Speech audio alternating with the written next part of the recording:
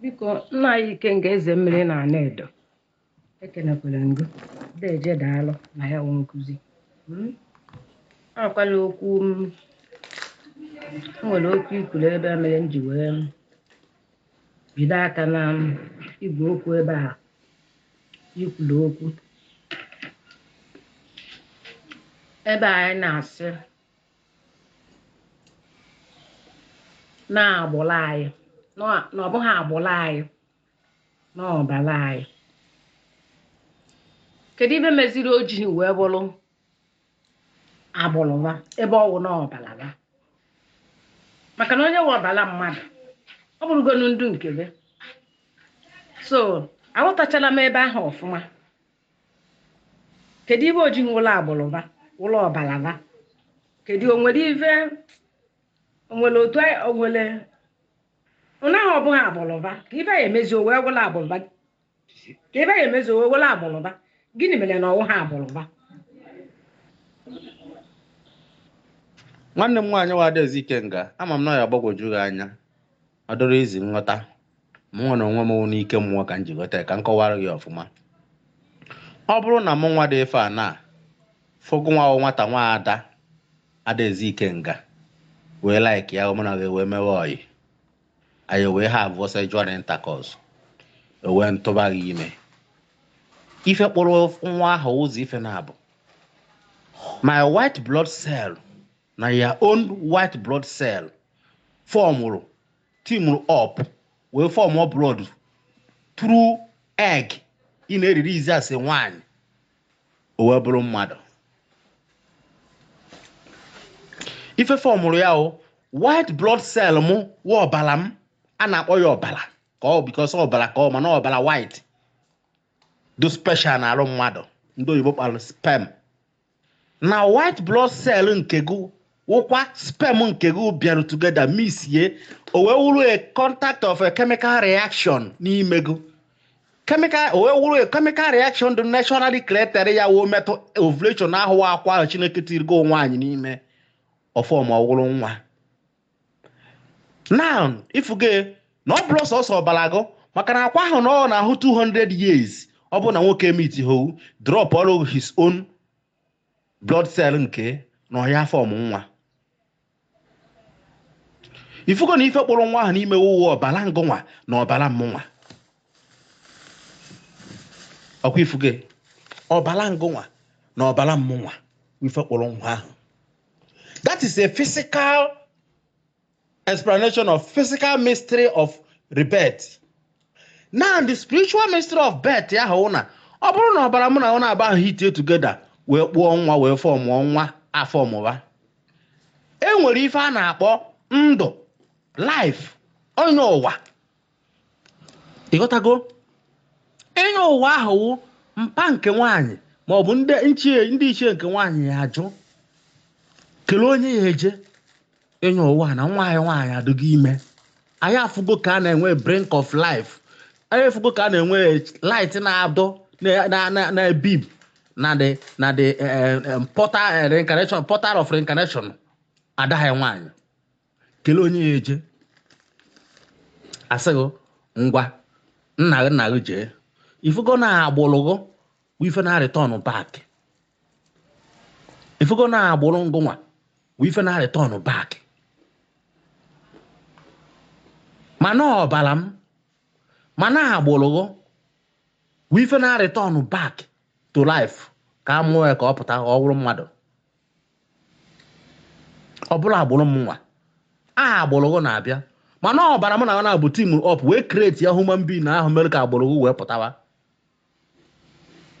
Ifuge mana ọ bụrụ na m meru ritual engagement and ritual agreement with you which is ịnụ nwaanyị family na family m enwee na agreement na ngwuru na ngwuru a team up together collaborate ya ka e wee nwee ike ka agbụrụ ndị apụta ka agbụrụ ndị apụta. Ifuge then all ọbara m na na-abụ mix together go through ovulation and however places all ya pass through wee mụpụta nwa. Ndị nna m ha nwere ike kwuo yes na anyị nwa isi na anyị bịa nụrụ nwaanyị anụrụ na onye nụrụ nwaanyị ọnụrụ mmụọ ife niile ya na na-abụso na anyị nwe nwaanyị na anyị ebugodo ụzọ wee pụta ewee sị nna m ngwa jee ka isi na nwa Adaeze Ikenga ka isi na nwa amụma family gị ka isi na nwa onye na-etu awa Adaeze Ikenga na-ebe ahụ nwa anyị nụtara anụta nwunye anyị na anyị nụtara ya ka anyị wee si ebe a pụta ụwa sị ngwa agbụrụ m jee ifugo na ọbara m ụlọ agbụrụ m ọbara mana ọha agbụrụ mana by the virtue of marriage ọwụlụgo ọbara ụlọ agbụrụ because na-ewuzi the family member ewuzi one of the family member m ịghọta gị now agbụrụ ahụ ebe ma amahama ebe kwesịrị ahụ si ebe isi ife good confuse iji ajụ kwesịrị na ma mmebetucha gị aka n'ife niile ahụ now ebe a na-enwe rejection of agbụrụ ma ọ rejection of blood ebe a na-anọzi enwe rejection of agbụrụ ma ọ rejection of blood wụ agbụrụ be nna gị na ọbara be nna gị nwere ike duto na ha amaghị onye nwụ famahụ na mawu onye ohi famahụ na mawu osu famahụ na mawu ohu famahụ na ajụrụ m ajụ mana ikekwa agbụrụ ụlọ ya famili do agbụrụ do nsọ ụlọ ya famili iwe mgbe bịa tụba gị ime ha ya ajụ onye atụbara ime onye ka ọwụ ikekwe sị na ịma ha na gị na bụ mitiere ọ dị ime ma ọ na onye dị etu onye dị etu a asịghị mba na agbụrụ anyị nọ ha enweghị any relationship aha asị m n'ọbala ndị anyị na ha enweghị any relationship n'ọbala ha ya anọba anyị maka ọbara m ọ dị involve ụzọ ife na-abụ na-ebu mmadụ agbụrụ n'ọbara ọ na-eme ka onye ọ na-eme ka ndị agbụrụ ya ọ na-ezukwa ohi ọdụ ha n'ọbara ọdụ ha na agbụrụ ha na-ezute ohi ọbara ha na-ezute ohi ha na-anwụkọ ọnwụ ike ọbara ha na-anwụta ọnwụ ike nụnụ agbụrụ ha na-anwụta ọnwụ ike ifuge ka o si aga so ha nwere ike chekie agbụrụ a na-abịa ife anyị amaghị na ọbara ọya awa ọbịa be anyị ojide famili ya emebisịa anyị amaghị na ọbara ọya awa ọbịa be anyị a ojide famili anyị mebisịa ife anyị deberele edebe ndebe nna o nwere ike sị for the fact na anyị amaghị ọbara dị ife a biko anyị achọghị nwa ya jebe ọbara anyị amaghị aha ebibe anyị ọbara anyị amaghị anya nọ be anyị ifuge na agbụrụ ha wụ ife bịara ụwa ahụ mana by the virtue on the tradition na ha na-reject ọbara ha amụghọ ha nwere ike si onye ahụ anyị ama na-enyọkwa ụwa ebe ahụ onye ọzọ pụtakwazi ya esikwazi be anyị anyọkwa ọzọ a na-adụ mkpa ụwa na-abụ then onye nke ahụ anyọrọ ụwa ebe ni ebido frustrate bazie ka enwe ike gbuo ka ọ nwụọ because na ebe ahụ ọ nyọrọ ụwa ahụ ebe o kwesịrị ịnyọ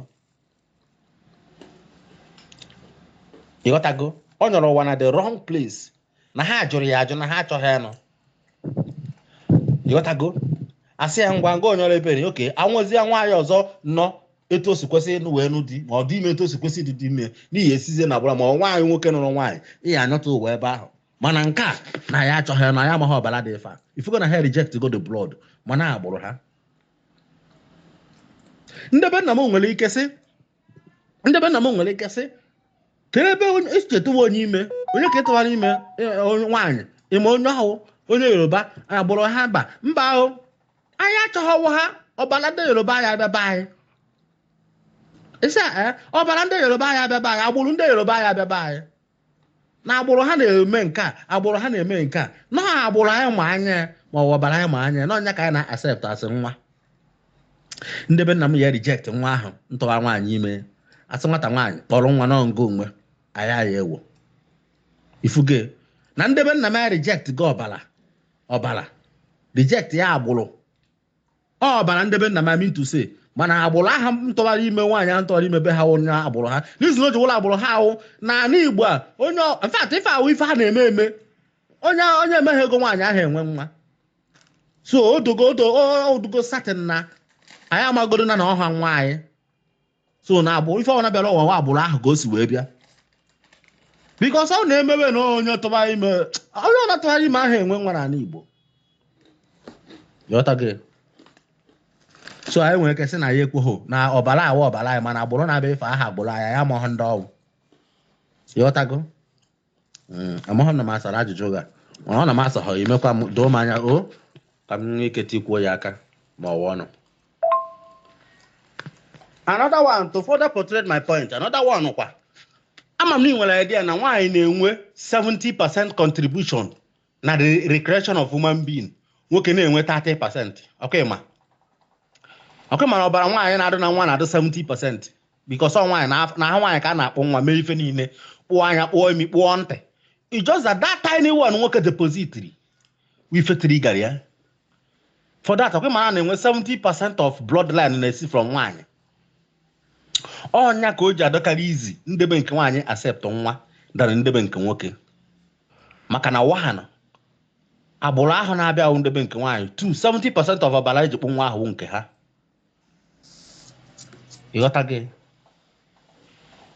ịghọtago so ndebe nke nwaanyị nwere ike irisaid ya sị na ịkwa akwụkwọ agbụrụ anyị ụlọ ọbara anyị mana ọbara ahụ dị mixture na ọbara akụkwara ọbara ji wee wụrụ nke anyị ahụ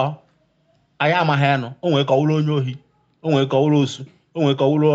ohu o nwere ka ọ wụrụ nka o nwere ka ọ wụrụ nka ịghọtago ha nwere ike iji maka ese for that na ya achọghị nwa na agbụrụ ọbara mere